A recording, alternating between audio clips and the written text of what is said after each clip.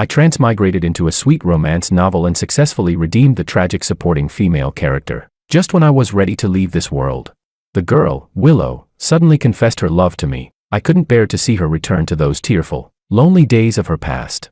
So I made the firm decision to stay. We fell in love like any ordinary couple. And under everyone's blessings, we stepped into marriage, until the day of the wedding. A child suddenly rushed into the venue. He shouted, "Willow is a heartbreaker. She'll betray you in the future. Don't marry her." I frowned in confusion and asked, "Who are you?" I said, "Willow is my wife. If you spread baseless rumors, don't blame me for being rude." But the boy's eyes turned red as he stared at me and said, word by word, "Dad, believe me, if you marry her, you'll never have peace for the rest of your life." Chapter 1. All the guests present froze. A few seconds later, their tense expressions turned into barely suppressed laughter. I'm 24 years old. The boy looks 14 or 15. How could I possibly be his father? Yet the boy seemed oblivious to the mocking glances around him. He kept staring at me with reddened eyes and said, "She's a two-timing manipulator who only sees you as a money-making tool. She tells you not to come home during the holidays, asking you to stay out and earn more. But the real reason is that she doesn't want you interrupting her private time with another man. She's been entangled with that bastard Makoto for over 10 years. At the mention of Makoto, my whole body turned cold. He was the male lead in the novel, the man Willow had secretly loved for more than a decade. But how could this child know about Makoto? Finally, Willow spoke. She bit her lip and said, "What nonsense are you talking about? Makoto and I haven't had contact for a long time." Then she looked at me nervously. "George, don't listen to him. We haven't even met each other." Chapter 2. Willow wasn't lying. Makoto hasn't returned since he went abroad 4 years ago. During these 4 years, our relationship has been great. We never once argued over this past unrequited love of hers. I nodded and said, "I believe you." The boy eagerly responded, "Dad, she's lying, let me tell you." But before he could finish, the hotel security arrived late, grabbed him, and tossed him out of the venue. Family and friends said, false alarm, continue, continue. Where did we leave off earlier?" People raised their glasses to lighten the mood, but it was clear that the tension was beyond repair. The venue was in disarray, flowers scattered everywhere, and the host was frozen in shock. Never having encountered such a scene before, the hotel management came to personally apologize, offering to compensate us and host another wedding. Willow was furious, her face red. She shouted, "How could your security be this bad? You couldn't even handle a child. Do you realize this is my once-in-a-lifetime wedding?" Willow, usually gentle and considerate, rarely ever got angry. Once the crowd dispersed, she leaned her head on my shoulder and spoke with a tone full of grievance. "Why aren't you saying anything? Aren't you angry?" How could I not be angry? But my emotions were a tangled mess, and I couldn't sort through them. I remembered that day, when the system said everything was over and I could go home, but my story with Willow would end there. The system asked, "Do you want to stay?" I answered, "Yeah." Willow said she likes me too. How should I put it? Before, when I read sweet romance novels with no side stories, I automatically imagined that the male and female leads would have a smooth life together. But now, someone suddenly barged in, telling me that the side stories were written, but the ending was a mess. I wasn't sure if it was true, but it felt as uncomfortable as if I had swallowed a fly. My mind was racing, and I couldn't sleep all night. Then, out of nowhere, a figure slipped into my arms. Willow, drowsy and cute, pouted, "Hubby, I'm so cold. Hug me." She fell asleep in my arms, peacefully. Listening to her steady breathing, I couldn't help but feel guilty. Willow has always been understanding whenever she was upset. I never had the chance to comfort her before she calmed herself down. Despite the huge disruption at the wedding, she didn't get angry at me but comforted me, telling me not to feel guilty, that this event wasn't something I could have foreseen. With that thought, I shook my head and pushed all the tangled thoughts out of my mind. Chapter 3. I took care of all the follow-up arrangements for the wedding. To make it up to her, I promised Willow that I would give her another grand, once-in-a-lifetime wedding. That night, as I returned with some friends along the mountain road and parked my motorcycle, I unexpectedly saw Andrew at a roadside barbecue stand, the very man who had crashed our wedding and claimed to be my son. For a moment, I wondered if he was like me, someone who had also entered this world from outside. But the system had once clearly stated, there can only be one outsider in each story. Andrew stared blankly at me for a long while before speaking. "This is the first time I've seen you like this." It was just my usual casual outfit, yet it seemed to stir up countless memories for him. He said, "You once told me that you used to ride motorcycles when you were young, but I never believed you. I always thought you were just bragging. After all, I'd never seen you have any real hobbies. You were either working overtime or away on business trips, never resting, never slowing down. You hated anything risky, always saying, "A wise man does not stand beneath a crumbling wall." He sighed deeply. You used to go fishing in your spare time, but one day, when you and Mom argued, she broke all your fishing rods, and you never went again. At most, you'd play games with your friends. Later, when Mom scolded your friends for taking up your rest time, you gave up even that. I smiled and said, "That's impossible. Willow isn't that kind of person. And besides, there's no way I'd ever accept that kind of life, working like a machine from dawn to dusk." He looked at me and asked, "And what kind of life do you have now?" Even though I was still technically an orphan in this world, the system had given me an identity. I studied here, pursued Willow, fell in love with her little by little, and made some good friends along the way. I had a stable job, my own circle of hobbies, and was about to start a family with the woman I loved. I smiled and said, "So no, I'm not like what you described. I'm happy with my life now, and I wouldn't change it just because of a few words from someone else." Finding his behavior strange, I turned to leave, but Andrew reached out and grabbed the corner of my jacket. He said, "Then what if Willow is pregnant? What if you're about to become a father?" Chapter 4. I froze, studying Andrew's features closely for the first time. When he furrowed his brows, there really was a faint resemblance to me. That night, as Willow slid her fingers along the hem of her nightdress and leaned in close, sparks were about to ignite, but I found myself checking whether all the protection measures were in place. Willow frowned. "Honey, what are you doing?" I said. "It's nothing. I was just thinking, what if you accidentally got pregnant?" She cut me off, clearly annoyed. "I don't want to have a kid this young. Who would take care of it? Didn't we agree on this already? I still have so many places I want to travel to. I'm not giving up my life for a child." I hurried to explain. No, I meant if it happened by accident. I just want to be prepared. That's all. Right now, I'm the only one working, and if we had a baby, expenses would go up. It would definitely affect our lifestyle." She frowned. "Don't tell me those things. If it really happened, you'd obviously." Willow stopped mid-sentence, suddenly realizing something. She looked at me and said, "George, you believed him, didn't you? You really think he's your son?" She continued, her tone trembling. "You've been acting strange ever since that man appeared. You believe what he said, don't you? You think I'll betray you someday, right?" I was stunned. Willow's voice grew muffled. She choked slightly as she spoke.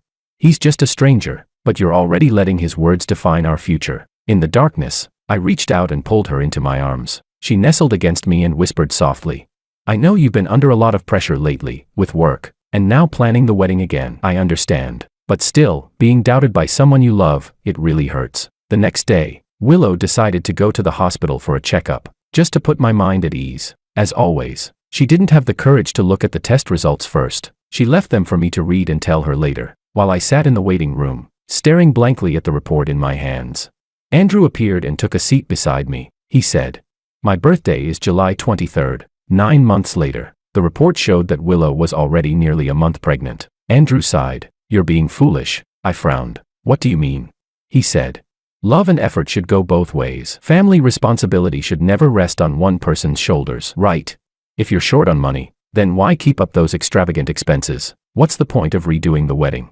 I sighed. Willow said it's her once-in-a-lifetime wedding. He interrupted sharply.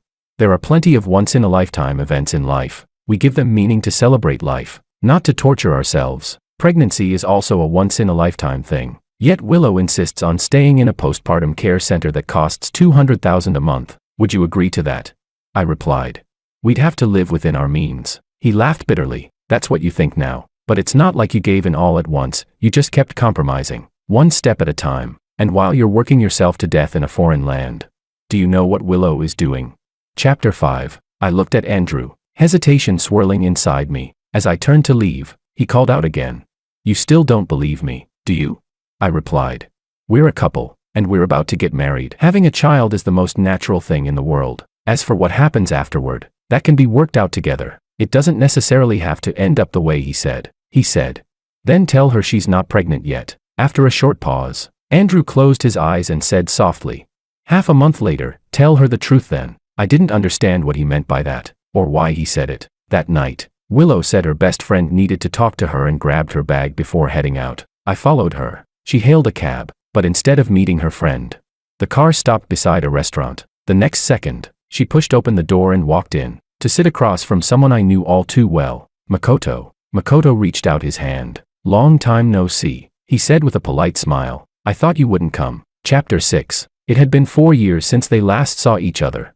Yet Makoto was exactly as described in the novel, refined, courteous, and impeccably put together. Unconsciously, my hand clenched into a fist as I watched Willow's reaction. Her expression was cold and distant. She said flatly, "I forgot to mention it last time," completely ignoring the hand Makoto had extended toward her. Makoto awkwardly withdrew his hand. Willow continued, "I'm getting married." Her words came out fast, almost too quickly, and she instinctively reached into her purse. Her phone slipped for a second before she caught it tightly. Everything on the surface looked calm, but only I knew how much that small action betrayed her composure. "Married?" Makoto nodded slightly. "I heard. To George, right?" Willow pressed her lips together. "Yeah." She looked restless, as if she couldn't stand to stay another second. "I'm leaving. Maria's waiting for me." But Makoto suddenly grabbed her hand, his expression full of sorrow. "Willow," he said softly, "I know it's a bit too late for me to turn back now, but at least, can we still be friends? If it's okay with you, would you take a walk with me?" Chapter 7. As soon as the words left his mouth, Makoto realized he had lost control. He quickly released her hand, stood up first, apologized, and walked out of the restaurant. Through the glass door, I saw him shake his head in quiet disappointment. Willow froze for a moment, then hurried after him, her steps unsteady. She was about to push the door open but paused halfway, closed her eyes, and took a deep breath before walking out. From behind the glass, I couldn't hear what she said. I only saw her lift a hand to wipe the corner of her eyes. In the end, Willow didn't reject Makoto. The familiar street was covered with scattered golden leaves, lonely and quiet. Before Makoto went abroad, Willow used to accidentally run into him on this very road. Her eyes would always shine with excitement, until they dimmed again when she saw the heroine by his side. Each time, I followed behind her. When she turned around, I would smile and say, "Why are you heading back already? You waited all this time just to walk this road, didn't you?" The younger Willow would blush, flustered at being found out. I'd add, "What a pity to leave now. The person I was waiting for stood me up too. Why don't we walk together?" She'd press her lips and mutter, "I wasn't waiting for anyone," but her ears were burning red. I'd shrug and say, all right. You weren't waiting for anyone. Let's just say I invited you." The truth was, the person I was waiting for was her. But just like Makoto couldn't see her, Willow couldn't see me either. She rejected my offer. But that didn't stop us from becoming two lonely souls sharing the same road. After a few times, Willow finally snapped. She stopped, turned to me, and shouted, "I'll wait for him." "That's what I'm doing, waiting for him. Stop wasting your time."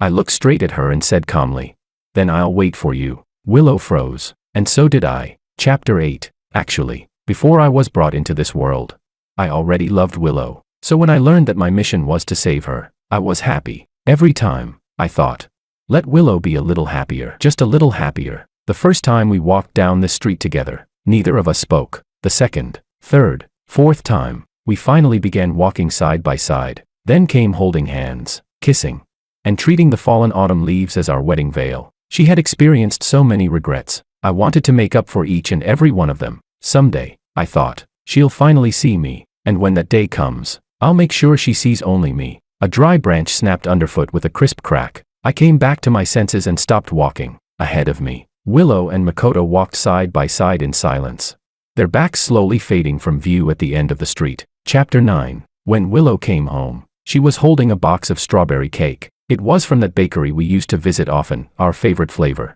But ever since we moved, it was only me who would make the long drive just to bring it back for her. I took the box from her hands, studying her face carefully, and asked, "Where did you go?"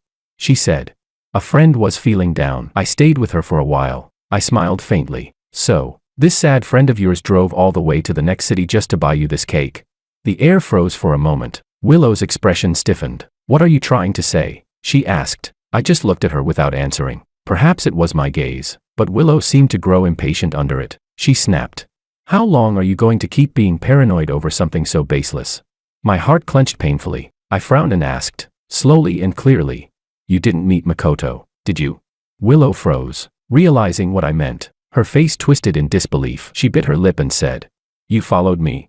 Chapter 10. She let out a long sigh and said, "Makoto came back to the country a few days ago. I only found out today. He wanted to catch up with old classmates, not just me." I asked, "Then why didn't you tell me?"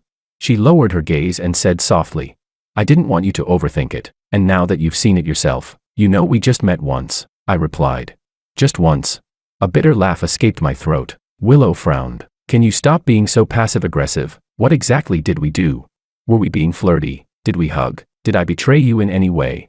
No, they hadn't. They hadn't even held hands. From anyone else's perspective, it really was just one ordinary meeting. Maybe I was just being paranoid. After all, I'd seen Willow and Makoto interact before, even when they were still full of tension and unspoken feelings. And I was never like this, but this time felt different. I stared at her and said, "It's not the same." She asked, "What's not the same?" I said, "How could you walk that road with someone else after walking it with me?" She scoffed. "It's just a road, just a road." On that road, I had waited for her, for so long, through the wind, the rain, the thunder, and the blazing sun, waited for what felt like forever.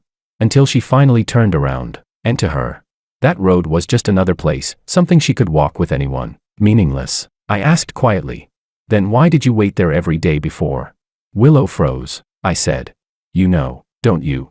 Back then, you were just like me, you knew it was different." Chapter 11. I couldn't even remember the last time Willow and I had a Cold War. But this time, our friends seemed more anxious than we were. Ever since the last wedding disaster, they had all been waiting for the next one, waiting for everything to finally settle down. I said to them.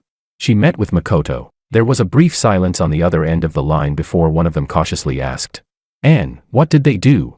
I hesitated. When I really thought about it, it was nothing more than a walk. Nothing technically wrong. The friend sounded puzzled. "That's it. That's really nothing, man." Just as I expected, he continued. "If they walk together openly, doesn't that mean she's really let go of the past?" "George, be honest, are you still hung up on what that kid said?"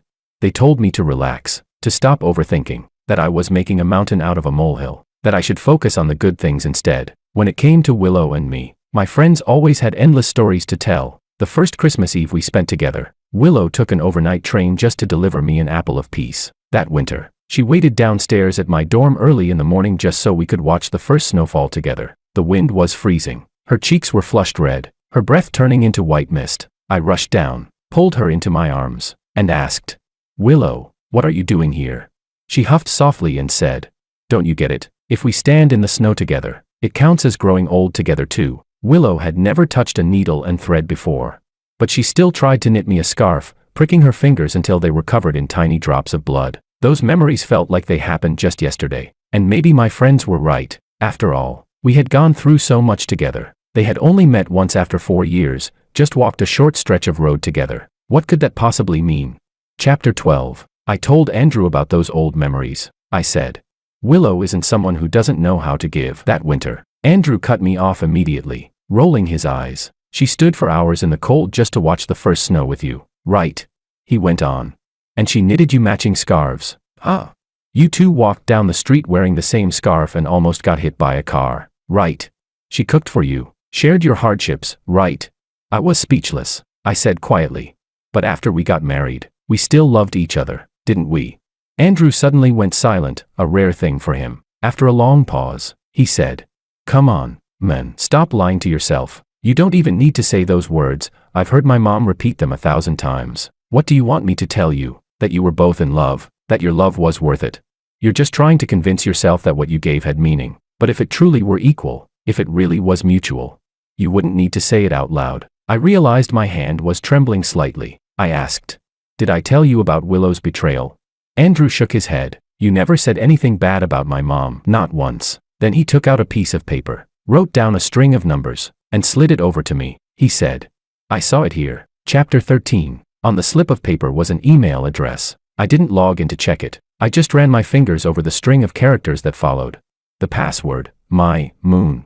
When I got home, there was an unfinished embroidery piece lying on the table. Willow had come back early. She was in the kitchen, wearing an apron, making soup for me. Willow knew I had stomach issues. Back when we were in college, she used to learn how to make soup in the dorm kitchen, and would bring it to me in a thermos. "You're home." She poked her head out of the kitchen. "Yeah." Willow brought out the steaming soup, stirring it slowly until it cooled to the perfect temperature. She asked, "You came back pretty late today. Did you go out drinking again? Do you feel unwell?"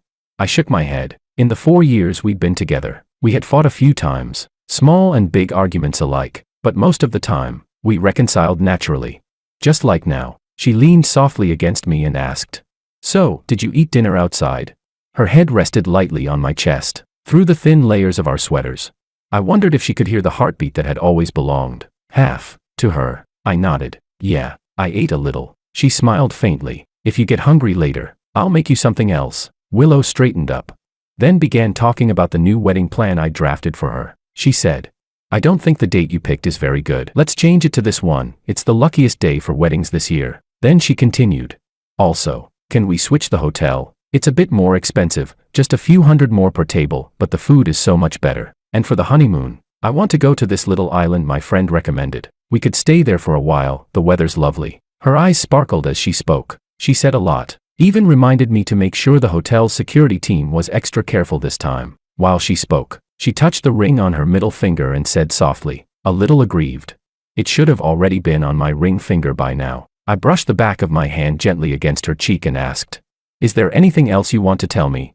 She lifted her gaze. I slightly lost and uncertain. I swallowed down the words that almost escaped my lips, forcing myself to stay calm. Then I asked again, quietly, is there? If there is, tell me now. Chapter 14. I wanted to have an honest talk with Willow. Even if she'd had countless moments of missing Makoto, as long as she told me, we could work through anything. But Willow only fixed her bright gaze on me and smiled lightly. No, I know his appearance made you overthink. Last time was just a farewell. We won't be in contact anymore. I withdrew my hand and smiled. I didn't press further. In the final week, Willow went to see her best friend again. I logged into the email account Andrew had given me. This account wasn't linked to any of Willow's apps. There were hundreds of emails in the outbox, all to the same recipient. No name, just a contact note that was the moon emoji from the keyboard. They read, Happy birthday. I hope you're happy every day. The mid-autumn moon is especially round this year. This song is exactly your style, quiet, with a light, breezy chorus. It's snowing, earlier than in past years. Embroidered moon, JPG. Crocheted scarf, JPG. They set off fireworks at Back Lake. It was so late someone complained. Your topic choice this time is unique. The speech went smoothly. You took first place. Happy graduation. There were 2 unsent drafts. One titled, I'm Getting Married. And another, a photo of the moon taken that night on Wudong Street, when he walked with her. None of the emails had been opened. Probably, after Makoto went abroad, he abandoned this outdated way of keeping in touch. Even without a single reply, Willow never forgot to send him festival blessings. And she never missed any milestone in his life. 4 whole years, the 4 years we were together. Chapter 15. Suddenly, a flood of moments came back to me. I remembered that early morning by Back Lake, the 2 of us talking. When I came back with my coat, I saw Willow typing a message. I said, why did security show up? She said, illegal fireworks. That group got caught. I watched with interest as the guards chased them down on motorcycles, never wondering who Willow planned to share that funny scene with. I remembered the year she waited downstairs with a thermos for me. When I saw her, she was staring at her phone, lost in thought, and only snapped back when I touched her shoulder, then asked if my stomach still hurt. I said, I drank too much yesterday. Usually it doesn't hurt. And after I started drinking your soup, I haven't felt uncomfortable at all. Relieved, Willow smiled and handed me a scarf. I saw the delicate little leaf at the end and exclaimed, you knitted this? When she nodded, I hugged her, excited, and kissed her. I remembered how, before one anniversary, we had a fight. We gave each other the silent treatment for nearly a week, both stubborn, neither sending a single text to give in. But in that time, Willow sent Makoto an email to congratulate him on winning a debate competition. Chapter 16. So many moments I once overlooked now made sense when I saw those emails. It turned out that the first scarf she knitted wasn't for me. Before she embroidered that leaf, she had first stitched a moon, the song she loved most. She hadn't shared it with me first. When she passed her postgraduate entrance exam, I wasn't the first one to know. Even on the very first day we got together, Willow deleted Makoto's contact from her messaging app. I never saw any trace of another man on her social media, yet she somehow knew exactly when Makoto competed, which projects he joined, what prizes he won, and she sent him her blessings every single time. I closed my eyes, trying to calm my breathing. But the anger inside me refused to fade. A sharp pain hit my stomach. I bent down beside the couch, clutching it for support, and threw up into the trash can. The wedding plan booklet on the table looked blindingly white. I tore it into pieces, and threw it away. Chapter 17. I went to find Andrew. From a distance, he looked paler than when I first met him. The loose-fitting clothes hung off his thin frame. When he squatted down, he curled like a shrimp. He was frowning, as if in pain. I hurried over to help him up. What's wrong? I asked. I tried to hail a cab to take him to the hospital. But Andrew grabbed my arm and straightened up again. He shook his head. It's nothing. Maybe I just ate something bad. I asked him. When we separated, was it ugly? Was it bad? His smile froze. His fingers tightened around mine until his knuckles turned white. His eyes reddened. After a moment of silence, I realized what he was thinking. I sighed softly and said, I'm sorry you had to see all that. It must have hurt, didn't it? Andrew couldn't hold it in anymore. Tears rolled down his cheeks in big drops. Choking up, he said, Dad. I looked at his trembling shoulders and gently patted his head. I said, how about Dad makes you something tasty? Will you forgive him then? Chapter 18. Andrew said he wanted to eat my cooking. Orphans are supposed to be good at taking care of themselves. But I've always been rough around the edges. As long as I could survive and stay full, taste never really mattered. Seeing how hungry he was, I quickly fried some egg rice and made 2 simple vegetable dishes. He ate with satisfaction, mouth full. Choking several times from eating too fast. Slow down, I said, patting his back. I could feel his ribs beneath my hand. So thin. How could he have become this thin? At the wedding, he'd seemed strong. Even a little sturdy. I asked. How did you end up here? After we separated, she and Mako, did she marry someone else? Did he ever hurt you? Then I asked again, quietly. What were we like before? Was I a good father? Andrew had a mouthful of rice. But his answer came clear and firm. We were great. You're the best dad in the whole world. Looking into his earnest eyes, I suddenly felt something warm spread through my chest. I smiled. Really? He nodded hard. Really? Chapter 19. Andrew said he wanted to go to the beach with me. I agreed. I guess in my past life I must have taken him to the seaside many times. When I was taking Andrew to the airport, Willow called. She had just gotten home and asked, why aren't you home? Sneaking out to work overtime again. I thought we weren't going to have kids. Why work so hard? And why hasn't the food in the fridge been touched? Is my cooking that bad? The truth was I'd already moved out, but I hadn't taken any of my things with me. I didn't want any of them anymore. Willow kept fussing on the phone. Don't push yourself so hard right before the wedding. Skipping meals and working overtime while planning a wedding. How can you survive that? It's going to be a big effort. I'm worried you'll faint on stage. Also, honey, I brought you a present. Are you sure you don't want to come back and see? Fine. I'll come see you. It's been a week. I miss you. I said nothing. Willow paused. Honey, can you hear me?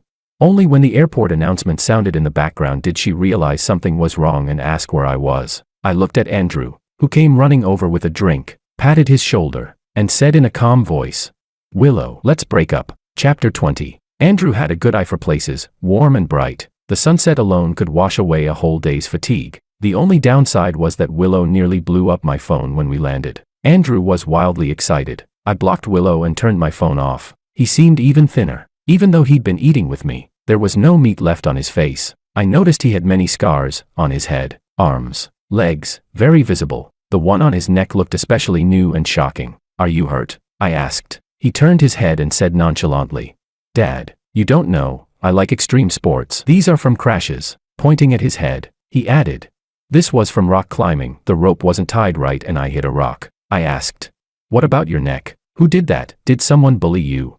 He scoffed. Please. Andrew stood up, a little skeleton-like, and puffed his chest. I used to be the boss around here. Who dare bully me?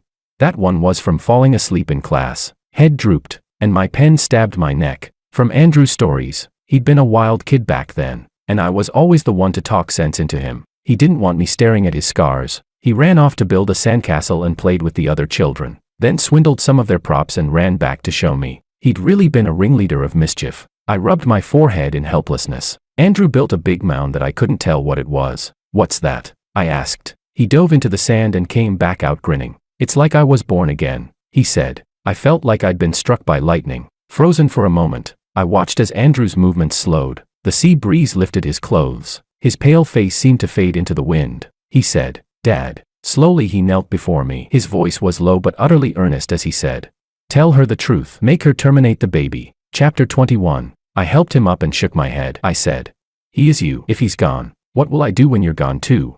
He laughed and said, well, then you can just raise a dog. I looked puzzled. Have I ever raised a dog? He said, yeah. Andrew said vividly, sure. A little bastard dog just like me, totally ungrateful. Such a troublemaker. Before you picked it up, it was just a stray, like you. I laughed. I said, then how could it possibly be a stray dog? Andrew tilted his head and looked at me. I said, "A dog like yours, Dad would definitely have taken it home." Chapter 22. These days, I can't shake off a deep sense of unease. The sun is shining brightly, and Andrew is out on the sea riding a jet ski, waving at me from afar. Yet I can't help but feel that he won't come back. George. I turned my head and saw Willow, someone I hadn't seen in almost half a month. She'd lost a lot of weight, dark circles under her eyes, and her lips were terribly dry. I asked in confusion, "What are you doing here?" She burst out in anger. "Why can't I be here? You just left without a word, without saying anything." Halfway through her words, she placed her hand on her slightly swollen belly. Her lips trembled as she said, "Why did you lie to me and say I wasn't pregnant? Why did you leave me right before the wedding?" She bit her lip and said, "This is our child, George. I swear nothing ever happened between Makoto and me." I rubbed my temples and sighed. "No, that's not what I meant." "Calm down first," she said. "No, you're coming back with me." Willow closed her eyes for a moment, then said in a trembling voice, "No matter why you suddenly sentenced me to death, at least give me a chance to explain. Let's go back and talk it out. Don't do this. Don't treat me like this." Looking at her in such pain, I found it absurd, and yet, deep inside, I couldn't help but feel a flicker of sadness. I said, "Willow, you've always had regrets, haven't you? Regrets that I could feel the very first moment I saw that email password. My moon. The thousand-some days and nights I spent with her could never fill that emptiness." Chapter 23. Even now, it's true that nothing ever really happened between them. She could still explain it away. They only met once. At worst, over the past 4 years, she sent more than 100 unanswered emails. At most, it could be called one-sided concern for a friend. But in the 17 years after we got married, they must have met many times, had many meals together as friends, and then, at some point I'll never know, they started holding hands, hugging, kissing, sleeping together. Her feelings for me changed, from guilt to disgust. Maybe once, Willow really did love me, really wanted to spend her life with me, but no one starts off being unloving. Chapter 24. I had just opened my mouth to speak when, in the next second, a wave of dizziness suddenly hit me. The sun split into two in my vision. I blinked. It felt just like my first day here. Willow held on to me, but in the next instant, Andrew came running and slapped her hard across the face. He shouted, "Get away. Stay away from him." That small, skinny child didn't even seem to know where his strength came from. He knocked Willow to the ground with that single slap. Willow covered her face in shock. "It's you. You're the one who took him away." She staggered, trying to get up, but Andrew pinned her down with all his might. He struck her again and again, yelling, "You're not taking him. You don't deserve him." My vision grew blurrier and blurrier. I wanted to go over and pull them apart, but my body had no strength left. In the next moment, I saw a blur of red trickling down along Willow's thigh. The child. Andrew. I couldn't help looking at him. He looked back at me. His eyes were full of sorrow, yet he smiled. The scene before me faded rapidly, everything pulling away into the distance. "Dad." I heard Andrew scream hoarsely, his voice breaking apart. "Come home." "I'm sorry, Dad."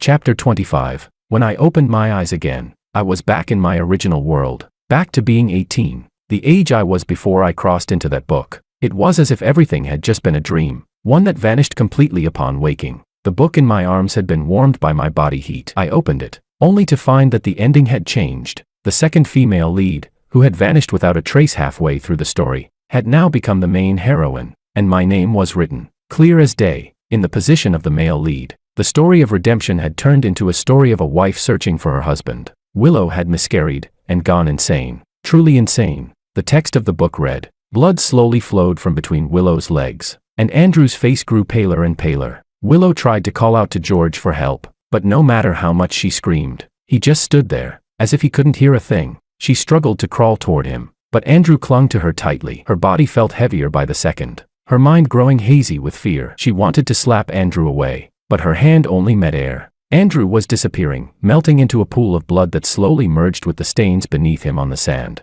In the end, like George, he was gone without a trace. Willow nearly drowned in the sea. After being rescued and taken to the hospital, she called the police. She said, "It was that lunatic you interrogated before. He's the one who took my husband, who caused my miscarriage, and now he's gone. Find him." "Why aren't you finding him?" The confused looks of the police only made Willow angrier. She soon realized that everyone else seemed to have collectively lost their memories. No one remembered George. No one remembered Andrew. There was no record of her ever being pregnant. Willow refused to believe it. She called her old friends one by one, the wedding guests, even reached out to Makoto. Every answer was the same, none of them remembered. Makoto held Willow in his arms, looking at her with pity. "You're sick, Willow. You look terrible. Let's go for a walk." "Okay."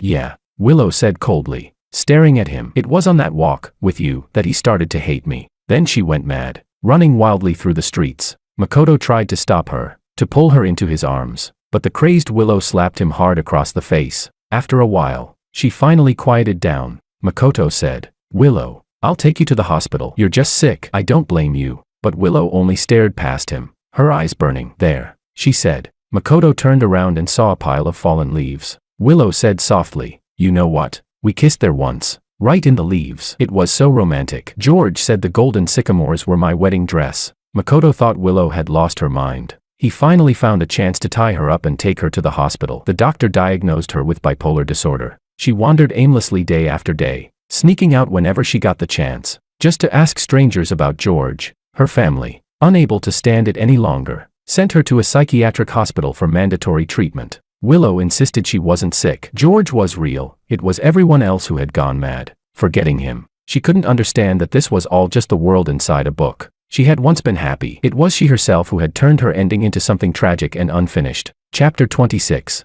18 is such a wonderful age. That year, I got into my dream university, and also received the mission reward from the system's final settlement. Back then, my choice had been family. I had longed for a home for so long, and now, I had one, a father and mother who loved me, grandparents who doted on me. I studied hard and ranked among the top students. My parents would come to visit me at school during every holiday, take me traveling. I made many friends and was never lonely again. Everything went smoothly. I graduated, built my own career, and lived a steady, fulfilled life. But sometimes, I still thought of Andrew. In the book, his ending had been simple. He vanished. No extra chapter, no epilogue, just gone. One day, I saw a filthy stray dog by the roadside. It was all skin and bones, yet full of energy, darting up and down walls with surprising agility for something so small. Some people tried to catch it to help, but it was too clever. Northwest one could get close, until I decided to try myself. Unfortunately, I missed grabbing the scruff of its neck. I thought it would bite me out of fear, but instead, the little thing just stared at me for a few seconds, and then rubbed its head gently against my hand. "Well, would you look at that two-faced little rascal, huh?" One of the rescue workers from before muttered through clenched teeth. "Damn thing nearly bit me the other day. Why's it so tame with George?" I brushed aside the dog's dirty fur. It was even smaller and thinner than I'd thought. There were many scars on its body, especially around its neck, where a patch of fur was completely gone. I couldn't tell if it had been fighting or abused, but when I touched it, it didn't flinch at all. I took it home. In the large courtyard, there were many other dogs. The little one froze, staring up at me with wide, watery eyes. Over the years, I'd built several rescue shelters for stray animals. Since I couldn't handle everything alone, I'd assigned most of them to others to manage. But this courtyard, this one was different. All the dogs here shared one thing in common. I smiled and said, "I told you, dogs like you will never have to wander again. Welcome home, Andrew." Andrew's extra, from Andrew's perspective. Chapter 1. I lied to my dad. The truth is, my relationship with him was never good at all. When I was little, I really liked my mom. Dad was always busy working overseas back then. I barely saw him. Most of the time, it was Mom who stayed with me. She played with me, slept beside me, took me to school. She was the only one there. So one day, I asked her, "Why doesn't Dad come home?" She crouched down and said, "Because your dad is the most irresponsible man alive. He only knows how to work. He never cares about his family. Everything you eat and use, Mom pays for it all and keeps everything together." I said, "Bad dad, bad dad. I don't want a dad like that." But the truth was, I didn't know. Dad hadn't abandoned us. He had given Mom all his salary cards and savings books. Everything we used at home, every expense, was paid with his earnings. Dad did spend time with me too, once, but I was too little then, and Mom always spoke badly of him at home. So whenever Dad tried to hold me, I would cry and hit him, screaming for him to go away. He stopped trying after a while. I don't remember any of that, though. In my memories, it was always Mom, the one who stayed by my side. When I grew older and Dad finally came back to the country, I started to hate him even more. He wouldn't let me eat candy, said it would rot my teeth. Wouldn't let me play games for too long, said it would hurt my eyes. I thought he barely spent any time with me, yet wanted to control everything I did. He had no special skills, no achievements, so who was he to lecture me? Then one day, while I was playing video games, He came over again and asked if I wanted to go fishing with him. That was when my rebellious phase exploded. I yelled, "Can't you stop bothering me when I'm playing? You don't understand me at all. You don't know what I want. What I like, all you ever do is force me to do what you want. You're so annoying." What I didn't know was that the game console and all the games I played were secretly bought by him. He told me they were gifts from my uncle. Afraid that Mom would scold him for spending the money, Dad sighed and said, "I just worry you'll get too lonely. Fishing can be fun, you might actually enjoy it." I snapped back. "God, you're so naggy. If you like fishing so much, then go by yourself. No wonder Mom calls you useless, you can't even earn much, and you still love to boss people around." She was right, useless people are always the ones who lecture others the most. Chapter 2. Dad froze. He stayed silent for a long time before sighing softly. Every time I yelled at him, I actually regretted it afterward. But my teenage pride was stronger than my guilt. I just couldn't bring myself to apologize. Besides, I thought he wouldn't remember it anyway. Dad was always like that, so busy that nothing ever seemed to bother him. Even when Mom smashed all his fishing rods to pieces, he didn't get angry. He never said a bad word about her. All he ever said was, "Your mom has a hard time taking care of you alone. It's normal for her to lose her temper sometimes." But Mom often told me how much she had sacrificed for this family. She would tell me about knitting scarves for Dad in winter, making soup for his stomach aches, staying with him through hard times, like a free maid. She said, I was tired of hearing it. So I said, "If Dad's so terrible, then why don't you divorce him?" Mom glared at me, snapping, "If I divorced him, what would happen to you? Everything I do is for you. How can you say something so heartless?" As for Dad, he had bought Mom plenty of luxury items over the years, but for himself, he barely spent a dime. I once asked him, "You keep saying Mom's great, but I've never seen her buy you anything." He smiled and said, "Of course she has. She bought me a strawberry cake just the other day." Strawberry cake? Please. I'd have believed orange cake sooner. What kind of man gets happy over a strawberry cake? Was he sick or something? I'd never seen him care about anything else in life. Well, that's not true. He did love dogs. Whenever we passed a pet shop, he'd stop, staring at the furry puppies through the glass with a soft look in his eyes. I used to think all he liked were strawberry cakes and dogs, but now I know. The strawberry cake was Mom's favorite, not his. Dad liked fried rice with egg. He liked stir-fried Chinese broccoli. He liked those small, bright green peas. I'd never seen him eat those before, so I assumed he didn't like them. Now, as I stuffed them into my mouth, my arms began to itch, but I held back from scratching, staring into his eyes. So it was because of me. My vision blurred with tears. I remembered after my graduation exams, Dad had been so excited. He had been planning for months to take the whole family on a trip, but I thought it sounded boring. I wanted to try riding motorcycles with my friends instead. It was dangerous, so of course he would try to lecture me again. That night, I snuck out quietly, but he caught me anyway. I shrugged and said, "Seriously, a family trip to the beach? How cliché is that?" Fine, I'll go with you. All right, just stop trying to control me. I'm almost an adult, I want my freedom," he said.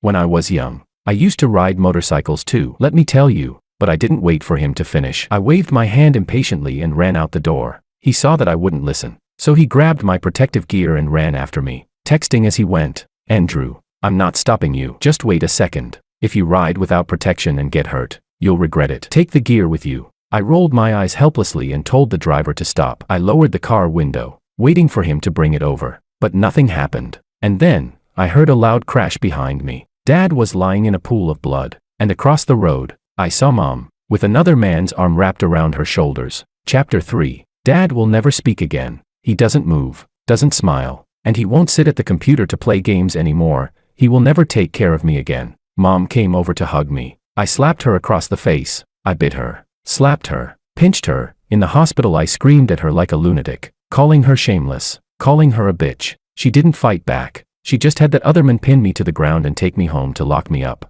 I couldn't go out, but the friends I had made before still came in handy. I got them to ambush Makoto for me. They sent me photos showing him beaten and bloody, but I still wasn't satisfied. I didn't just want this bastard to suffer, I wanted my mom to regret it. I hunted for evidence of their affair to expose later and ruin her reputation. I found an email address. My mom, love-struck and pleading with that man to love her. So cautious. She actually started meeting him not long after marrying my dad. At first they only met once. Later they met many times. I don't even know at which meeting they started sleeping together. I frantically copied all of it, but before I could spread it, they discovered me. Willow slapped me in front of Makoto. After my dad died, it was the first time she had hit me. I screamed at them.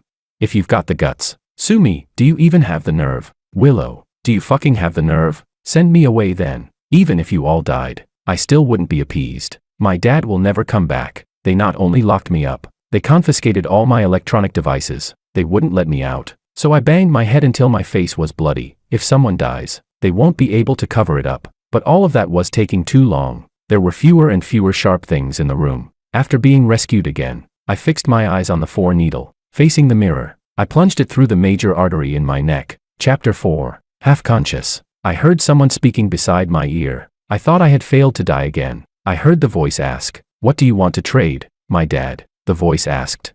"Your dad?" "Oh, the one who came in over 20 years ago." I tried to persuade him not to stay. Otherwise, why do all sweet love stories end right when hearts finally connect? I said. "Dad," the voice asked. "Do you want to save him?" "Yeah," it said. "If you change the past, you'll never be born." How strange. I told him before that if he ever regretted it, he could return. He hasn't been doing well all these years. So why has he never called upon me to take him back? Why? Why did he always endure everything silently, pretending nothing happened? Why was he never angry with me, always feeling guilty, even when it was my fault? Suddenly, I remembered when I was little. Mom had gone out to play mahjong, and I got a high fever, crying until I couldn't breathe. When Dad came home, he carried me and ran straight to the hospital. "Andrew, don't cry, don't cry. Dad's here." "Dad will always be here," the voice asked. "Do you want to go back and help him, even if it costs you your life?" I murmured. "Dad," it said. "Once time is reversed, there's no taking it back. Little one, do you choose life, or do you choose?" I chuckled softly and said, "Dad, I'm sorry." The past and the present overlapped. I suddenly sat up in bed. Under the bright lights, the groom was placing a ring on the bride's finger. It was Dad. Chapter 5. After I died, I wished I could be a dog, but would he recognize me?